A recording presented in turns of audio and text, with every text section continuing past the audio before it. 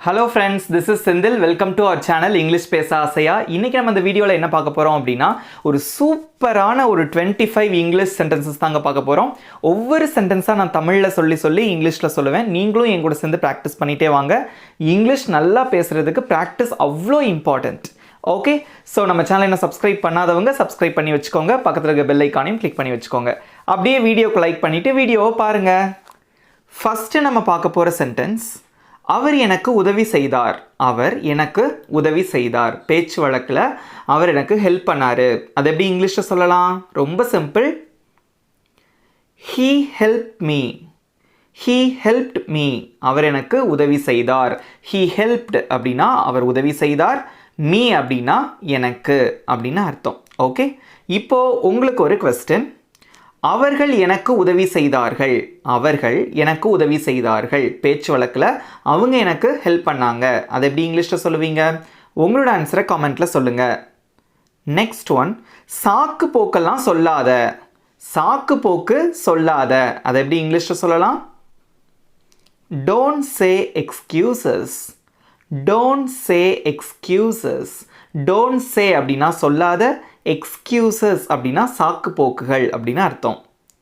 Next one, நான் சொல்கிற மாதிரி செய். நான் சொல்கிற மாதிரி செய். அதை எப்படி இங்கிலீஷில் சொல்லலாம்? Do as I tell you. Do அப்படின்னா செய்யின்னு அர்த்தம். As I tell you அப்படின்னா நான் சொல்கிற மாதிரி அப்படின்னு அர்த்தம். Do as I tell you. நான் சொல்கிற மாதிரி நீ செய். நெக்ஸ்ட் ஒன், கொஞ்சம் ஓய்வு எடுத்துக்கோங்க. கொஞ்சம் ஓய்வு எடுத்துக்கோங்க. அதை எப்படி இங்கிலீஷில் சொல்லலாம்? உங்கள் எல்லாருக்கும் தெரியும், ஈஸி தான். எப்படி சொல்லுவீங்க? Take some rest. Take some rest. கொஞ்சம் ரெஸ்ட் எடுத்துக்கோங்க. நெக்ஸ்ட் ஒன், அவர்களிடம் பேசுங்கள். அவங்க கிட்ட பேசுங்க. அதை எப்படி இங்கிலீஷில் சொல்லலாம்? ரொம்ப சிம்பிள் தான். சின்ன சென்டென்ஸ். எப்படி சொல்லுவீங்க? Talk to them. Talk to them. Okay, talk அப்படின்னா பேசுங்க. டு தெம் அப்படின்னா அவர்களுக்கு, அவர்களிடம் அப்படின்னு அர்த்தம். ஓகே, இப்போ உங்களுக்கு ஒரு கொஸ்டின். அவனிடம் பேசுங்கள். அவன்கிட்ட பேசுங்க. அதை எப்படி இங்கிலீஷில் சொல்லலாம்? உங்களோட ஆன்சரை காமெண்ட்டில் சொல்லுங்கள். நெக்ஸ்ட் ஒன், இப்போ நான் என்ன செய்வேன். இப்போ நான் என்ன செய்வேன். அதை எப்படி இங்கிலீஷில் கேட்கலாம்? ரொம்ப ஈஸியான கேள்வி தான் இல்லையா? எப்படி கேட்பீங்க? What will I do now. What will I do now. இப்போ நான் என்ன செய்வேன். நெக்ஸ்ட் ஒன், நான் ஒரு கார் வாங்க விரும்புகிறேன். நான் ஒரு கார் வாங்க விரும்புகிறேன். அதை எப்படி இங்கிலீஷில் சொல்லலாம்? ரொம்ப ஈஸி தான். இதெல்லாம் வந்து நம்ம டெய்லி பயன்படுத்தக்கூடிய சென்டென்ஸ் தான் இல்லையா? எப்படி சொல்லுவீங்க? I want to buy a car. I want அப்படின்னா நான் விரும்புகிறேன். டு பை எ கார் அப்படின்னா கார் வாங்குவதற்கு அப்படின்னு அர்த்தம். Okay, I want to buy a car. நான் கார் வாங்குறதுக்கு விரும்புகிறேன். இப்போது உங்களுக்கு ஒரு கொஸ்டின். நான் ஒரு வீடு வாங்க விரும்புகிறேன். நான் ஒரு வீடு வாங்குறதுக்கு விரும்புகிறேன். அதை எப்படி இங்கிலீஷில் சொல்லுவீங்க? உங்களோட ஆன்சரை காமெண்ட்டில் சொல்லுங்கள். நெக்ஸ்ட் ஒன், உனக்கு என்ன தெரியுமா. உனக்கு என்ன தெரியுமா. அதை எப்படி இங்கிலீஷில் கேட்கலாம்? இந்த கேள்வி நீங்கள் நிறைய டைம் கேட்டிருப்பீங்க இல்லையா? எப்படி கேட்பீங்க? To you know me. To you know me. To you know அப்படின்னா உனக்கு தெரியுமா அப்படின்னு அர்த்தம். மீ அப்படின்னா என்னை. Okay, to you know me அப்படின்னா உனக்கு என்ன தெரியுமா அப்படின்னு அர்த்தம். நெக்ஸ்ட் ஒன், உனக்கு அவனை தெரியுமா. உனக்கு அவனை தெரியுமா. இதை எப்படி கேட்பீங்க? ஒரு சின்ன சேஞ்ச் தான். எப்படி கேட்கலாம்? To you know him. To you know him. உனக்கு அவனை தெரியுமா. இப்போ உங்களுக்கு ஒரு கேள்வி. ஓகே, இப்போ நீங்கள் தான் ஆன்சர் பண்ண போகிறீங்க காமெண்ட்டில். உனக்கு அவளை தெரியுமா. உனக்கு அவளை தெரியுமா. அதை எப்படி இங்கிலீஷில் கேட்பீங்க? உங்களோட ஆன்சரை காமெண்ட்டில் சொல்லுங்கள். நெக்ஸ்ட் ஒன், நீ எப்போ வருவ. நீ எப்போது வருவாய். அதை எப்படி இங்கிலீஷில் கேட்கலாம்? ரொம்ப ஈஸி தான். எப்படி கேட்பீங்க? when will you come. when will you come. நீ எப்போ வருவ அப்படின்னு அர்த்தம்.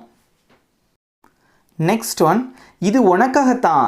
இது உனக்காகத்தான். அதை எப்படி இங்கிலீஷில் சொல்லலாம்? ரொம்ப சிம்பிளான சென்டென்ஸ். எப்படி சொல்லுவீங்க? This is for you. This is for you. For you அப்படின்னா உனக்காக அப்படின்னு அர்த்தம். ஓகே, திஸ் அப்படின்னா இது அப்படின்னு அர்த்தம். This is for you. இது உனக்காகத்தான். நெக்ஸ்ட் ஒன், இது எனக்காகவா. இது எனக்காகவா. அதை எப்படி இங்கிலீஷில் கேட்பீங்க? Is this for me. Is this for me. இது எனக்காகவா அப்படின்னு அர்த்தம். ஓகே, இப்போ உங்களுக்கு ஒரு கேள்வி, இது அவனுக்காகவா, இது அவனுக்காகவா, அது எப்படி இங்கிலீஷில் கேட்பீங்க? உங்களோட ஆன்சரை காமெண்ட்டில் சொல்லுங்கள். ஓகே, நெக்ஸ்ட் ஒன், இந்த பக்கம் வா, இந்த பக்கம் வா. ஓகே, ரோட்டில் நடந்து போயிட்டு இருக்கும்போது சின்ன பையனை கூப்பிட்டு போயிட்டு இருக்கும்போது நம்ம என்ன சொல்லுவோம்? இந்த பக்கம் வா அப்படின்னு சொல்லுவோம்ல. ஏதாவது பைக்கு கார் ஏதாவது வந்தால் அதை எப்படி இங்கிலீஷில் சொல்லலாம்? Come this side, come this side. Come அப்படின்னா வான்னு அர்த்தம், திஸ் சைட் அப்படின்னா இந்த பக்கம். கம் திஸ் சைட் அப்படின்னா இந்த பக்கம் வா. ஓகே, ஸோ இங்கிலீஷ் வந்து நான் ஒவ்வொரு சென்டென்ஸாக சொல்ல நீங்களும் என் கூட சொல்லி ப்ராக்டிஸ் பண்ணுங்கள். பேசினா மட்டும்தான் உங்களுக்கு ஈஸியாக இருக்கும். ஓகே, நெக்ஸ்ட் ஒன், அவள் எப்படி இருக்கிறாள், அவள் எப்படி இருக்கிறாள், அது எப்படி இங்கிலீஷில் கேட்கலாம்? ரொம்ப சிம்பிள். எப்படி கேட்பீங்க? How is she, how is she, அவள் எப்படி இருக்கிறாள். ஓகே, ஷீ அப்படின்னா அவள், ஹவ் அப்படின்னா எப்படி அப்படின்னு அர்த்தம். ஓகே, ஹவ் இஸ் ஷீ, அவள் எப்படி இருக்கிறாள். இப்போ உங்களுக்கு ஒரு கேள்வி, அவன் எப்படி இருக்கிறான், அவன் எப்படி இருக்கிறான், அது எப்படி இங்கிலீஷில் கேட்பீங்க? உங்களோட ஆன்சரை காமெண்ட்டில் சொல்லுங்கள். நெக்ஸ்ட் ஒன், டீயை வடிகட்டு, டீயை வடிகட்டு, அது எப்படி இங்கிலீஷில் சொல்லலாம்? இதெல்லாம் நம்ம டெய்லி யூஸ் பண்ணுற சென்டென்ஸ் தான். எப்படி சொல்லுவீங்க? ஸ்ட்ரைன் த டீ, ஸ்ட்ரைன் த டீ, டீயை வடிகட்டு. நெக்ஸ்ட் ஒன், அவனை எழுப்பிவிடு, அவனை எழுப்பிவிடு, அது எப்படி இங்கிலீஷில் சொல்லுவீங்க? வேக் ஹிம் அப், வேக் ஹிம் அப், அவனை எழுப்பிவிடு. ஓகே, இப்போ உங்களுக்கு ஒரு கேள்வி, அவளை எழுப்பிவிடு, அவளை எழுப்பிவிடு, அது எப்படி இங்கிலீஷில் கேட்பீங்க? அது எப்படி இங்கிலீஷில் சொல்லுவீங்க? உங்களோட ஆன்சரை காமெண்ட்டில் சொல்லுங்கள். ஓகே, நெக்ஸ்ட் ஒன், சீக்கிரம் சந்திக்கலாம், சீக்கிரம் சந்திக்கலாம், அது எப்படி இங்கிலீஷில் சொல்லலாம்? see you soon, see you soon. Okay, soon அப்படின்னா சீக்கிரமாக, விரைவில் அப்படின்னு அர்த்தம். ஓகே, see you soon, சீக்கிரமாக சந்திக்கலாம் அப்படின்னு அர்த்தம். நெக்ஸ்ட் ஒன், நான் போக வேண்டும், நான் போக வேண்டும், அல்லது நான் போகணும், அதை எப்படி இங்கிலீஷில் சொல்லலாம்? I have to go, I have to go, நான் போகணும் அப்படின்னு அர்த்தம். நெக்ஸ்ட் ஒன், வதந்திகளை பரப்பாத, வதந்திகளை பரப்பாத, அதை எப்படி இங்கிலீஷில் சொல்லுவீங்க?